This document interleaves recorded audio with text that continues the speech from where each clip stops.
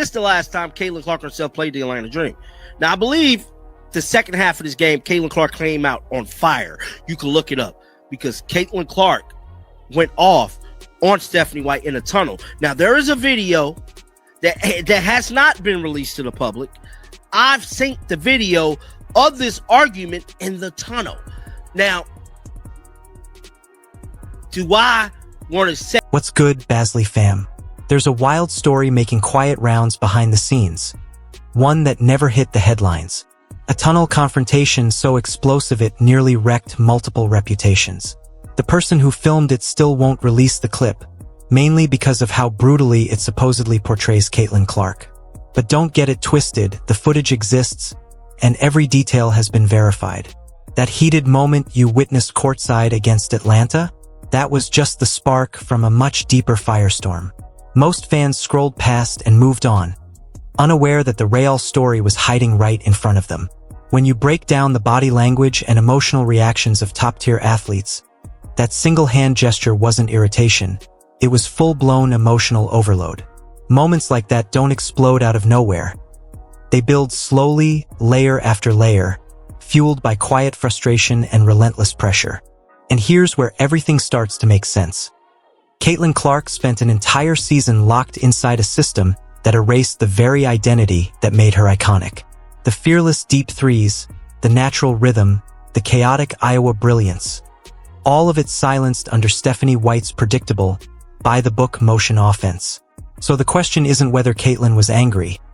It's how long she held it all in before finally hitting that point where silence just wasn't possible anymore. Catalogs of videos breaking this stuff down prior to the season even starting, letting y'all know how this was just spells disaster for Caitlin Clark 2025 season. I mean, I was one of the first whistleblowers. I mean, back in February, March of last year, April last year, telling y'all this offense is not going to work. Guys, at least for Caitlin. It's going to work for the Fever, but it's not going to work for Caitlin Clark and her style of play. I was vehemently... You could practically sense the certainty in his voice. This wasn't some reckless opinion tossed out for clicks. It was a measured forecast from someone who's studied every nuance of Stephanie White's coaching philosophy for years.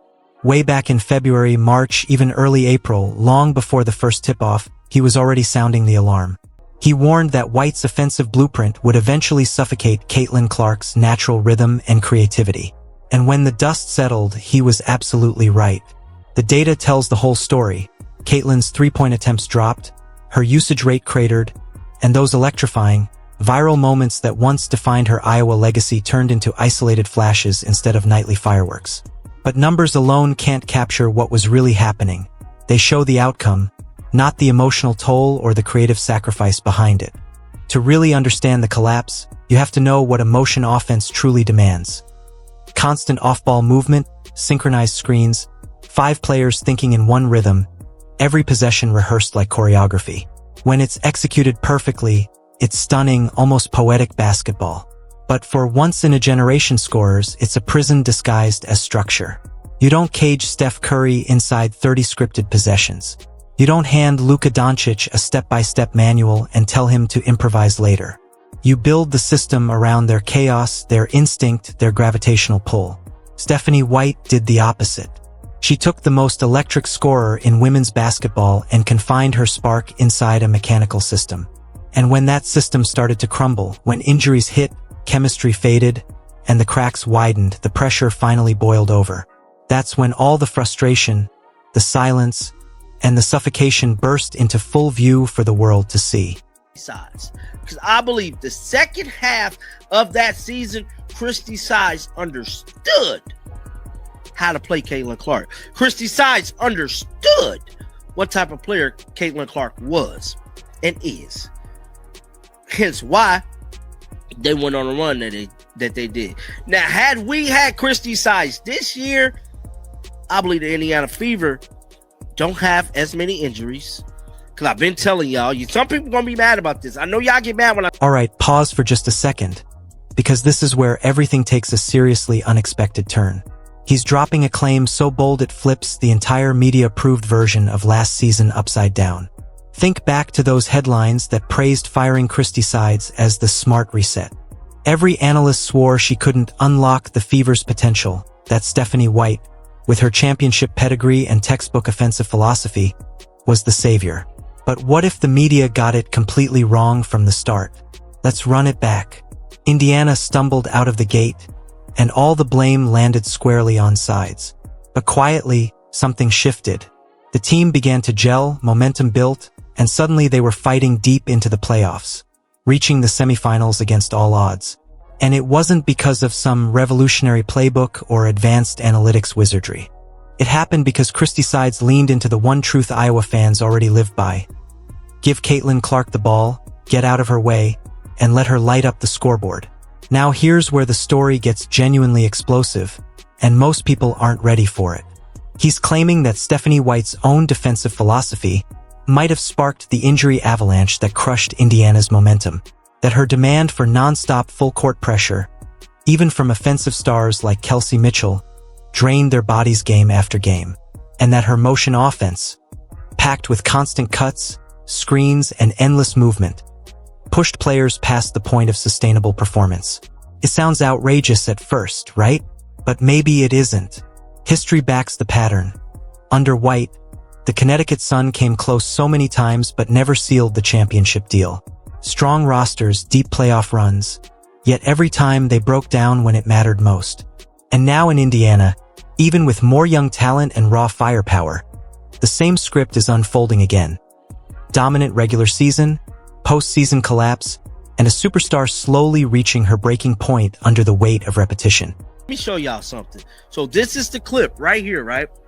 Now, in this clip, right here that I'm about to show you, it's definitely, it's Caitlin Clark vehemently and pretty much agitated with Stephanie White. Now, if you guys remember this game, this is one of the last time, matter of fact, is this the last time Caitlin Clark herself played the Atlanta Dream? Now, I believe the second half of this game, Caitlin Clark came out on fire. You can look it up because Caitlin Clark went off on Stephanie White in a tunnel. Now, there is a video that has not been released to the public. I've seen the video of this argument in the tunnel. Now, do I want to say how bad this video looks for Caitlin? It looked bad. She's really snapping at Stephanie White in this tunnel after this set scene. Now, I hope that video don't ever come to light. I really don't, but I have seen it, and it does exist. Now, that is not allegedly. Those are facts. Cold, hard facts. That it's a video that was right after this in that damn... Stop scrolling. Actually study that clip like it's evidence. Take notes, rewind, watch again. Don't treat Caitlin's gesture as a fleeting timeout annoyance. Watch the intent behind it.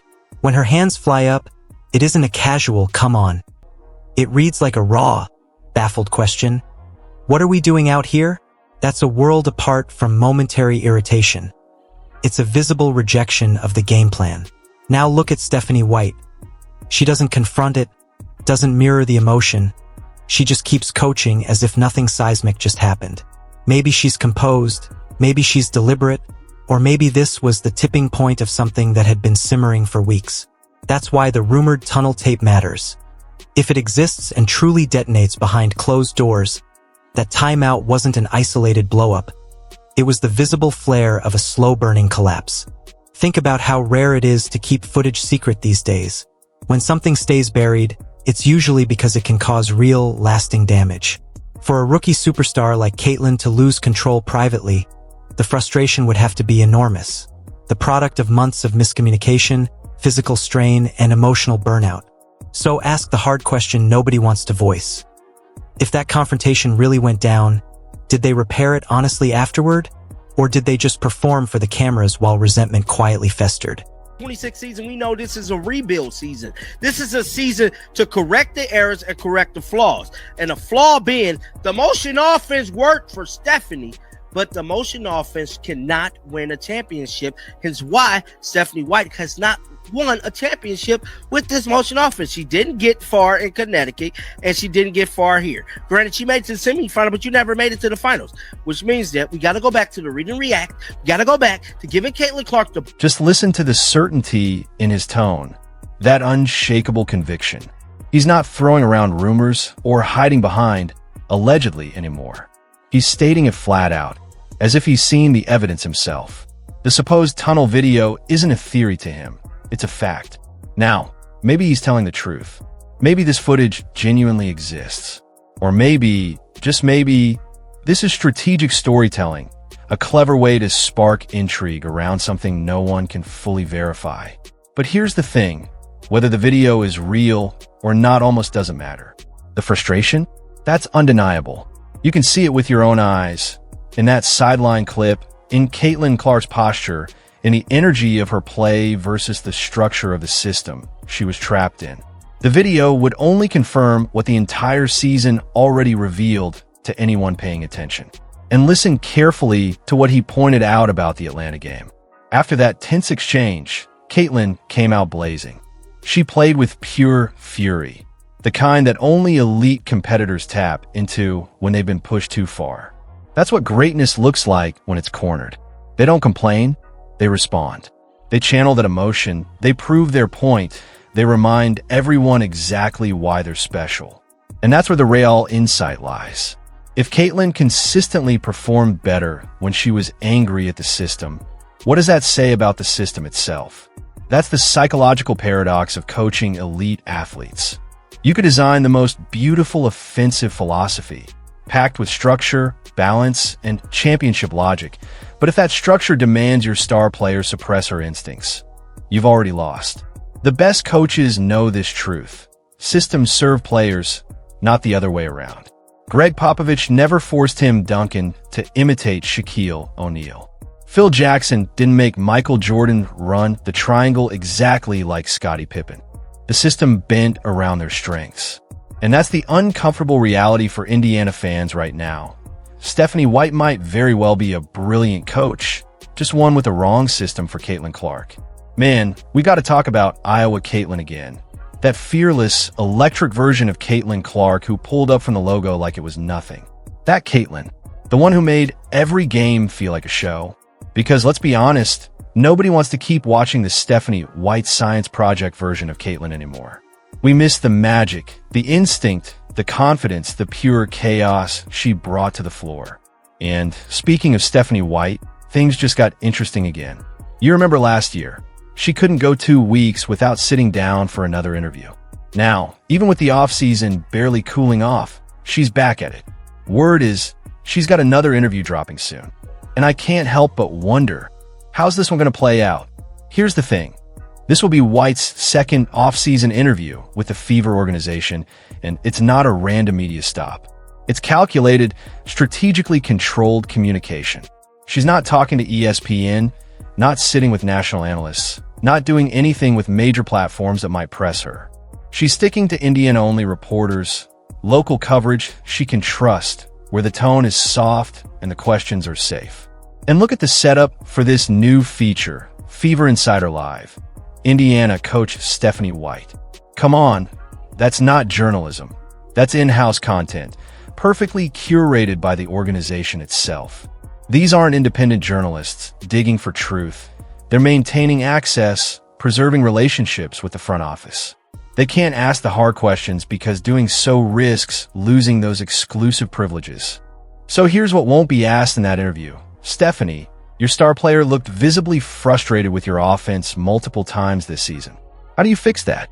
Your motion offense succeeded in Connecticut, but hasn't produced a championship here. Are you willing to adjust it around Caitlin's strengths? And with multiple players dealing with injuries under your system, do you see a need to change your conditioning and workload approach? Those are the questions that matter, but they'll never make it past the editing room. Do you think that defensive intensity you demand might have played a role in those injuries? That question, like so many others, won't get asked. Instead, we'll get soft, pre-approved chatter about reading lists, family vacations, and teen culture. And sure, That's how organizational media operates. It's clean, it's comfortable, it's safe.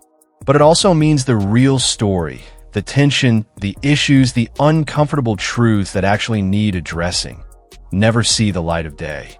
And here's where Fever fans should start getting uneasy. If Stephanie White can't face the hard questions now, in the offseason, when reflection and adjustment are supposed to happen, what does that say about her readiness to actually evolve the system next year? Because let's be real, you can't fix problems you refuse to admit exist. Then comes the interview moment that says it all. Has Alida been giving you any book recommendations? The host asks.